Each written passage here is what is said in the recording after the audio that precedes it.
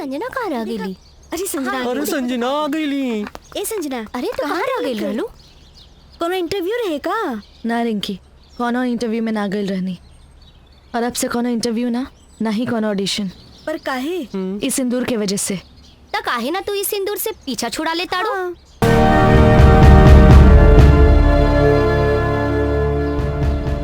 ऐसन का देखत बाड़ा लोगन? हम सच कहत बानी, बाल विवाह कानूनन अपराध होला।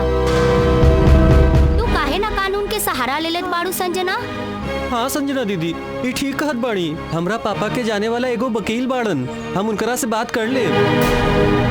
तो के सिंदूर के जंजीर में बांधे वाला एक दिन खुद कानून के जंजीर में बंधा जाई।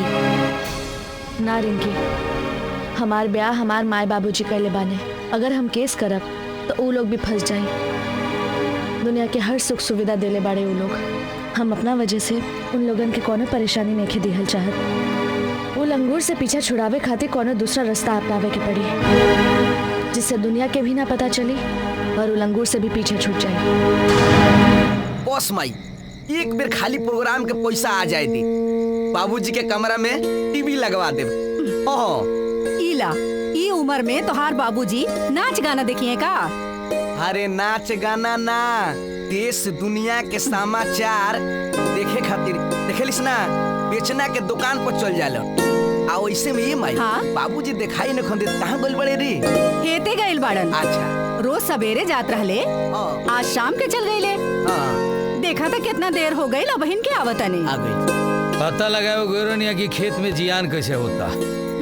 जानता रू, रोज लील गाय आके चढ़ जाता रही। अरे इहो एगो बड़का समस्या बा। नील गाय? हाँ। हे भगवान, अब का करब जी? अब करे का बा, अब एक ही उपाय बा। हाँ जी। अब आज से घर में भूटेली ना सूती है, वही जब मचानी पर सूती है लील गाय हकी है। प्रणाम काका। अरे का हो बिटिया? तोहार मन पसंद खीर बनौले रहनी त सोचने की तनिक खिया दी। अरे वाह, ले आओ ले आओ। जब भी कुछ बनावे ले लेके आ जाले। सुना, आज रात में हम ये खाए, खाना ना खाए। ठीक बा काका, हम चाहत नहीं। अरे बेटी, आपने डब्बा तो ले जा, बिहाने आके ले जाइब। हाँ। अच्छा। अरे गोबरिया कैसे पैसा मांगत रहा हो?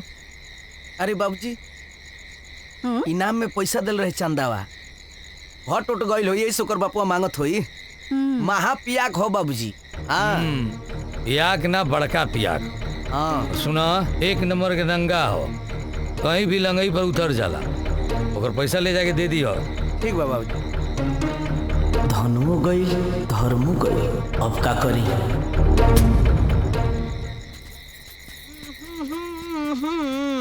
तू करिया,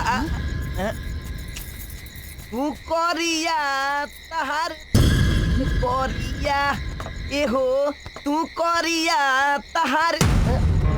अरे कहीं क्या करते? इंतजार। इंतजार? प्यार करे खातिर डाले। देख, हमरा से वैसन बात मत कर, चुपचाप नीचे उतर।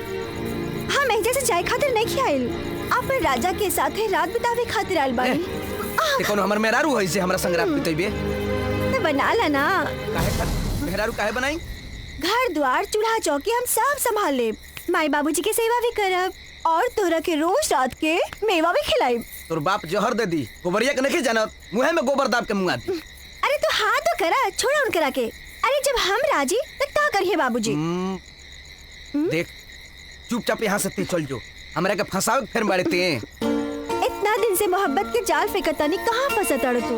आज मौका मिलल बा तो के छोड़ब ना, ना केहू एजे सुनने वाला बा, ना हमरा के रोके वाला बा। अरे सुना, पता ना कहाँ से चली आओ क्या? अरे रुका ना। हाँ?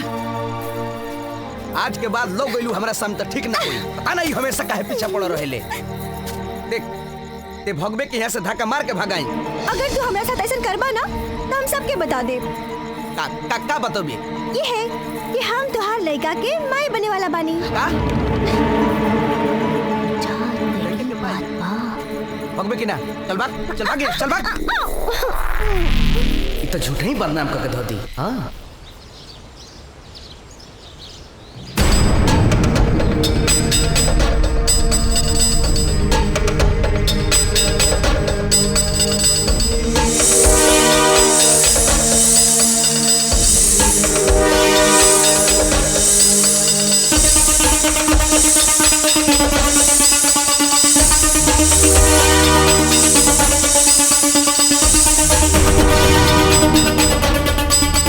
बुटेलिया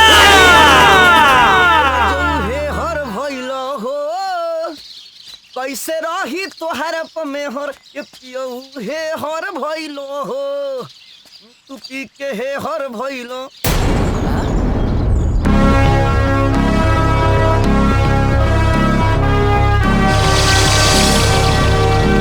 अरे काका का बात बा इतना लोग के लेके रास्ता रोके काहे खड़ा बड़ो? तोहरा के हम लोग पहुंचावे के बा ए देखत का बड़ा मार एकरा के। अरे काका ई लोग के हो हमार बात तो सुना। अरे बात का बताओ तो सही हमरा के कुछ नहीं के सुने के बस तोहार खून पिए के बा।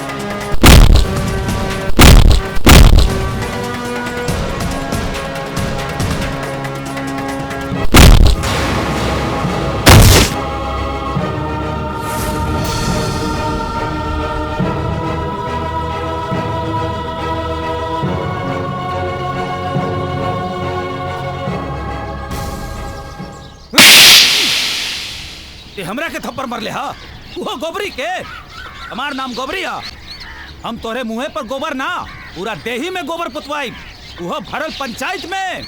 अब हमार नंगाई देखिए हाँ तो के हम नंगा को के छोड़ब। हाँ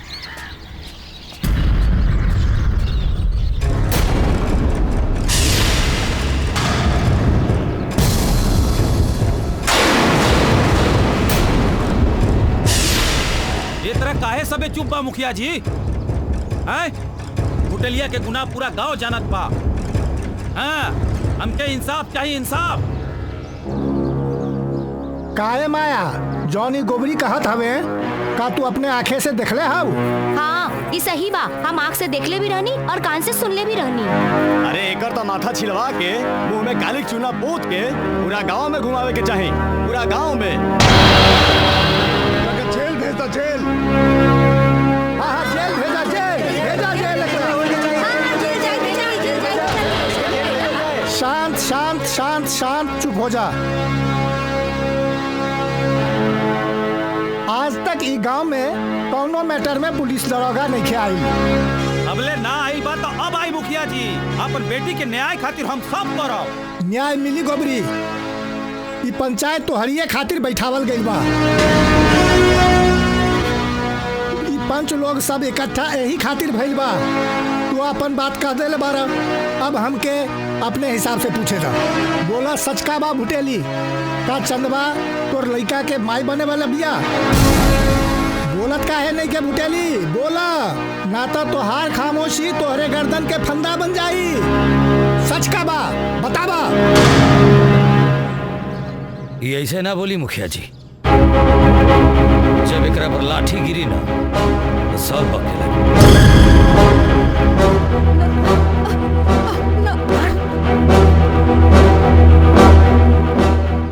हरामखोर हमरा इज्जत के तार को खा दे हमरा मुंह पर गाली को दे ले पूरा तुमको शर्म ना आई? शर्म ये हमरो इज्जत के ख्याल नहीं के लिए बड़ी बेशर्म कहीं के तोरा पता रहे ना कि एगो शादीशुदा एगो गांव के लड़की के इज्जत खराब कर देले तोरा शर्म ना आइल? बेशर्म कहीं के हम कौन मुंह दिखाए रे अपना दोस्त के? हम अपना राधे श्याम भाई का कौन मुंह दिखाए रे? कौन मुंह दिखाए रे? बोल बोलत कहने किसे? बस तोरा के मारे और खुद के भी मार ले। ना रही बस ना बाजी बांसुरी। छोड़। बस करी काका, रुक जाए। बुटेली ऐसा कोनो गुनाह नहीं किया कहले जेकर सजा उनको मिलल दा।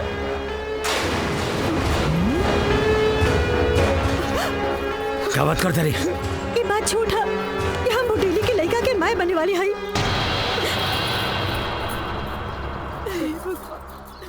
बल्कि बुटेली हम के ना, हम बुटेली की छेड़त रहनी।